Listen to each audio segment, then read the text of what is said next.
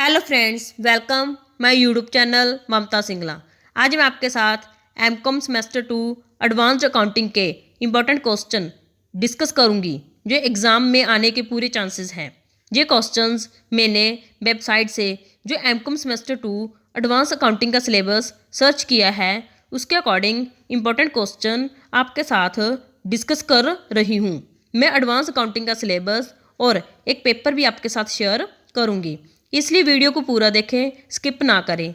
Friends, अगर कोई topic या चैप्टर रह गया हो डिस्कस करने के लिए तो आप कमेंट बॉक्स में सेंड कर देना, वो क्वेश्चंस हम अलग से डिस्कस कर लेंगे। फ्रेंड्स, अगर कोई क्वेरी हो तो आप कमेंट करके पूछ सकते हैं। वीडियो शुरू करने से पहले अगर आप हमारे चैनल पर नए हो तो चैनल को पहले सब्सक्राइब कर ले और साथ में बेल प्रेस करें ताकि हमारी वीडियो सबसे पहले आप तक पहुंच सके। Now, without waste of your time, let me start the video. Friends, पहले मैं आपके साथ सिलेबस शेयर कर रही हूँ जो मैंने सर्च किया है। आप एक बार सिलेबस को अच्छे से देख लेना। पहले हम यूनिट 1 के क्वेश्चन डिस्कस करेंगे, देन यूनिट 2 के क्वेश्चन डिस्कस करेंगे। यूनिट 1 के लॉन्ग क्वेश्चन। अब हम यूनिट 1 के लॉन्ग क्वेश्चन डिस्कस करेंगे। What do you mean by accounting standard, telling about it's purpose and development of international and Indian accounting standard. सबसे पहले अकाउंटिंग स्टैंडर्ड का मीनिंग, इसका मीनिंग क्या है, इसके पर्पस के बारे में बताना है। देन इंटरनेशनल और इंडियन अकाउंटिंग स्टैंडर्ड कैसे डेवलप हुए उसके बारे में डिस्कस करना है। Corporate reporting practice in India and it's evaluation. जो कॉर्पोरेट रिपोर्टिंग है इसका मीनिंग, देन इसकी इवैल्यूएशन के बारे में बताना है। What do you mean by creative accounting, explain it's concept and implication. Creative accounting का मीनिंग, देन इसके कंसेप्ट के बारे में और इम्प्लीकेशन के बारे में डिस्कस करना है लॉन्ग में। Next, discuss the convergence of Indian accounting standard with international accounting standard. इसको लॉन्ग में पूछा जा सकता है। Ind AS1 presentation of financial statement, Ind AS2 inventories, Ind AS10 events after the reporting period, Ind AS17 lease, Ind AS19 employees benefit, Ind AS34 interim financial reporting. इन सभी Ind को show note में भी पूछ सकते हैं और किसी एक पर लॉन्ग में भी डिस्कस करने को कहा जा सकता है। तो आपकी बुक में जितने भी इंडस हैं उन सभी को अच्छे से करना। ये कुछ इंपॉर्टेंट इंडस है जो मैंने मेंशन किए हैं।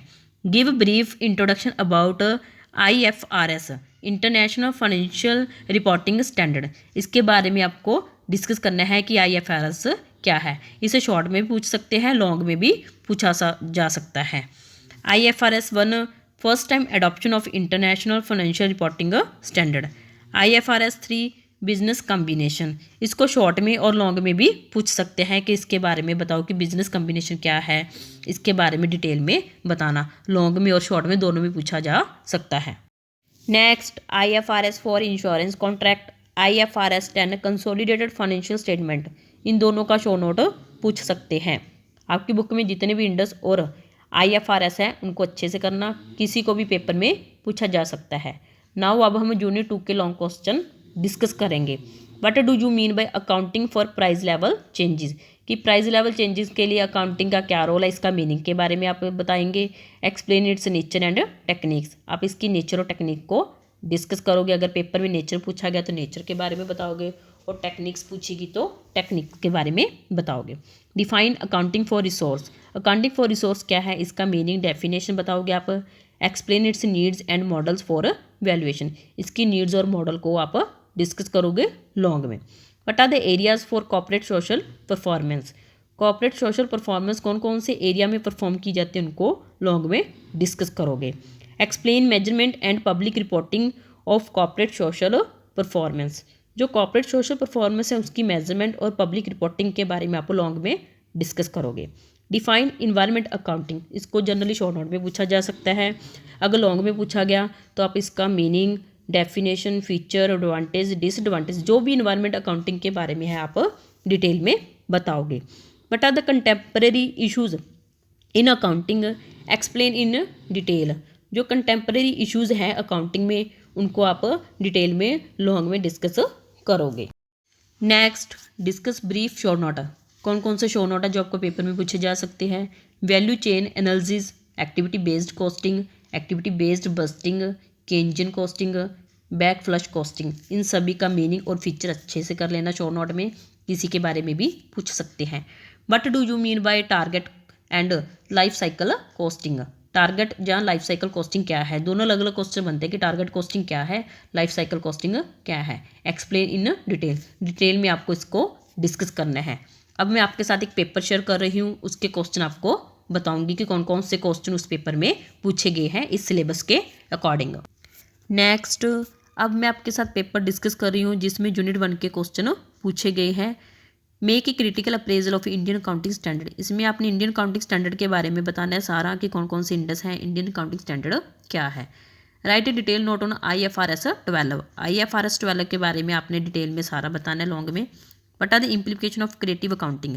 क्रिएटिव अकाउंटिंग क्या है, इसका मीनिंग, देन इसकी इम्प्लीकेशन लॉन्ग में डिस्कस करनी है।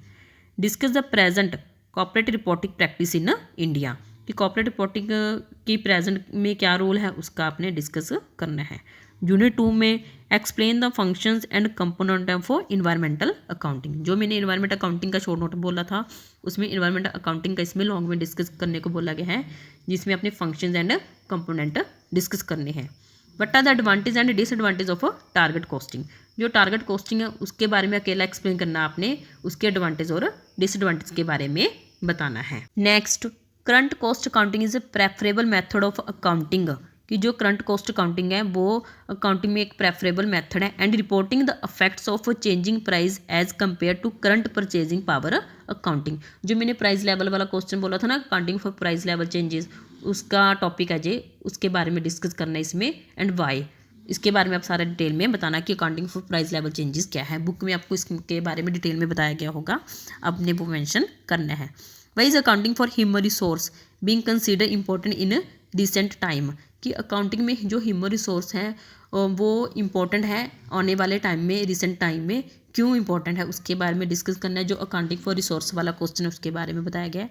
Explain with the help of है ना एग्जाम्पल, एग्जाम्पल लेके बताना कि ह्यूमन रिसोर्स कैसे अकाउंटिंग में इंपॉर्टेंट है। शोर नोट में explain any 10 of the following. जो शोर नोट है कौन कौन से शोर नोट, अकाउंटिंग स्टैंडर्ड क्या है इसका मीनिंग, IFRS क्या है इसका meaning, corporate reporting, creative reporting, international accounting standard, ABC, value chain analysis, features of black flush costing, limitation of kaizen costing, corporate social performance, human resource accounting, activity based costing. ये सभी आपको show note में पूछे गए हैं। जैसे मैंने बताया क्वेश्चन वैसे ही इस पेपर में पूछे गए हैं। अगर कोई डाउट हो तो आप कमेंट करके पूछ सकते हैं। अगर हमारी वीडियो आपको हेल्पफुल लगे तो वीडियो को लाइक एंड अपने फ्रेंड्स के साथ ज़्यादा से ज़्यादा शेयर करें। Thanks for watching this video.